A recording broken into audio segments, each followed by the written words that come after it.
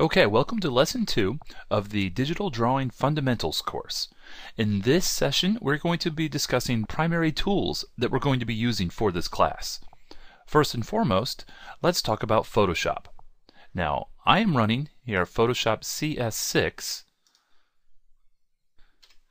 Photoshop CS6 introduced several new capabilities to the drawing and painting system that we're going to be taking advantage of in this class. So if you can get a version of CS6 to use, you'll be able to keep up with the coursework much easier than if you're using a previous version. That's not to say previous versions won't work, because they will. And we'll talk slightly about how to make use of some of those older ones, but the primary focus of the course is going to be using some of the newer tools that are found in Photoshop CS6. Now, when you open Photoshop, chances are you will be looking at the default workspace that comes packaged and installed with the program, otherwise known as the Essentials workspace. That's not the most productive one for drawing. I'm going to recommend that you change to the Painting workspace, and we'll even further customize and configure this to our needs as we work through the course. But this one starts out a lot closer to what we'll need in order to access the tools that we're going to be using most. Now, before we begin any actual drawing, I do want to talk a little bit about the input device that's being used. As in mouse or tablet, chances are there's many students who will attempt to do a drawing course using a mouse to draw. And it's entirely possible if you're capable of doing that, but my recommendation is to use something else. I recommend a pressure-sensitive tablet. This is known as just a graphics tablet. There's several different types of manufacturers. I happen to use the Wacom brand here, and I can recommend that. It's worked really well for me. In no way am I attempting to sell one type or another. I can simply recommend this through my own experience, but I am saying this input device is far superior to a mouse when it comes to drawing.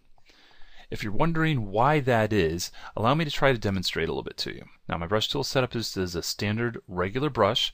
It's kind of a soft edge there. And now with my mouse, I'm just going to click and drag, which is generally how you would draw with a mouse. Click and drag, and we get this soft, thick line as you would expect it. That's because a mouse has one level of input, as in the button is down. And then you have direction, of course, which is based on where you move the mouse, but as far as inputting on the brush, there's only one level of pressure, that is on or off. Now, I'm switching over to my tablet, and this has several, as in 2048 levels of pressure sensitivity. So you can be really light or you can go really dark.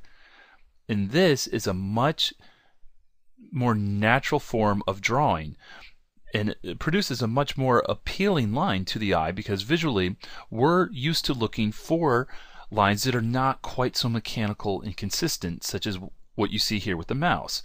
This looks a lot closer to the more traditional drawing that we would expect to see with an actual pencil on a piece of actual paper. So let's look a little bit into how that works and to what Photoshop is doing in order for us to make this happen. We'll open up the brushes panel. You can see at the bottom here, this stroke preview from the brush is showing a sharpened edge. That usually indicates that there is some sort of pressure sensitivity happening there. If we click on the shape dynamics, we can see under the size, the control of the size of the brush tip is done by the pressure of the pen. If you turn this off, it turns into more of what we expect with the mouse. So these settings allow the pen to control the appearance of that brush tip. And there's several of these in here. The angle can be controlled by pen tilt or pressure. The roundness can also be controlled by the pen pressure.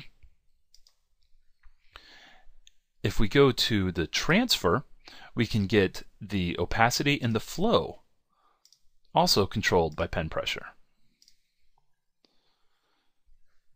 And in that sense, you create a much more realistic way of drawing.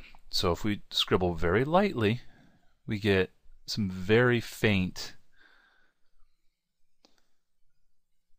pencil strokes, I should say. And if we push down really hard, we get some much harder and harsher, and we can vary it in between. Now with Photoshop CS6, Adobe did introduce some new features that makes drawing even more fun in Photoshop. It makes the drawing tools feel even more realistic and caters to a more traditional mindset. Let's explore some of those, but first I'm going to throw away this layer that we've been playing with and add a new one. I'm going to pull out this brush's preset panel and start scrolling down. Now with CS6, they introduced something new, and that is known as erodible tips, and those are seen by this small sort of charcoal pencil looking icon. Let's pick this one.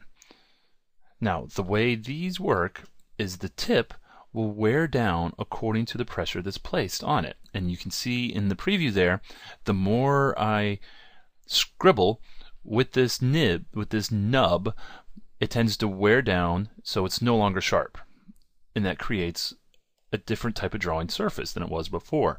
Instead of seeing a nice thin sharp line, we get a broader, heavier stroke instead of a sharp thin one. Once again, this is just a way for Photoshop to digitally simulate a more traditional type of drawing implement. So the question may then come, well, what do I do with my dull crayon here?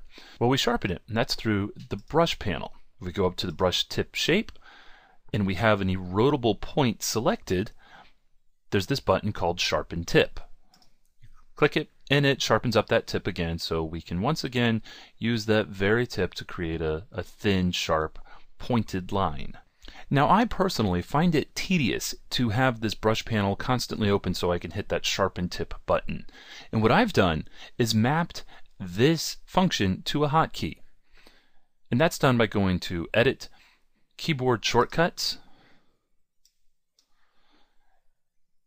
and if you look in the Tools and scroll all the way down, you get Sharpen Erodible Tips. Now the problem with assigning your own keyboard shortcut is that Photoshop already uses all the best ones, so you usually have to sacrifice one in order to get another. Now this is Sharpen Erodible Tips. I want to use the letter S. S is already in use by the Clone Stamp tool and the Pattern Stamp tool. Because this is going to be a drawing course and I don't tend to use the Clone Stamp tool that often when drawing, I'm going to be okay with that. So I'm going to accept and go to Conflict and have the Clone Stamp tool is cleared out so that there's no keyboard shortcut for that now. I'll hit Accept and click OK. And now to test it out, we've got our drawing tool here. Let's go ahead and make that tip dull just by scribbling up real hard. Tap the S key and it sharpens it up for us. Very nice. That way we don't always have to have this brush panel open. So we can collapse that down. The brush presets, I'll put back in here. Well, actually, let's reset the painting. So the brush preset was already there. I'm closing the swatches panel because I also want to add another panel over there to it. Along the top here is known as the options bar for whatever tool you're currently using. Over on the far left contains the tool presets that come shipped with Photoshop or if you add your own custom ones. If you open up the little gear icon, you can actually load some tool presets. Or if you look down even further, there's a bunch of pre-packaged ones that aren't loaded, like the pencil brushes, which are particularly helpful for a drawing course. Photoshop warns us that we're going to replace the current tool presets. Let's just go ahead and append those. We'll open this up. Now we got lots of fun new presets to play with. If you're familiar with drawing, with traditional drawing, these will look familiar to you. The 2B pencil, the HB pencil, the 2H pencil, these are all grades of lead or graphite, so to speak. For instance, the 2H pencil is a very light, almost a sketch-worthy pencil to draw with. And then the 9B pencil is very dark. So I find the small library of presets that already come included are very handy, and we'll be using these a lot throughout the course. So I'm going to take this Tool Presets panel and I'm going to pop it in my workspace right there, so I can easily grab these whenever I wish to have them. Another handy feature to use while drawing, especially with a graphics tablet, is the Rotate View tool. That's found underneath the Hand tool, the Rotate View tool, or by tapping the R key. What this does is allows you to sort of spin the canvas around so it's easier to draw in certain areas. Now I'm right-handed, so my strokes always tend to go in this direction or maybe this direction. It's difficult for me to sort of push the pencil over. That's where the rotate tool comes in handy. If you hold down the R key and spin it around, it's almost like moving your piece of paper around on the table. So you can get a better access and sort of get a better angle in certain areas. To reset the view, hold down that R key again and hit Reset View. So that covers most of the features in Photoshop that we're going to be working with during this course. Now the majority of the coursework will take place here in Photoshop, but there is a few things that we will end up doing in another tool, and that would be Illustrator. And mostly what I want to address is that even though it is a vector-based software, it can still use the pressure-sensitive tablet. So here we have the brush selected, and we'll open up the brush options. I've got the standard 5-point round brush, but I've got the size set to pressure instead of fixed as it normally is, and the variation set to 5 points. That's the upper limit of change that is permitted according to pressure.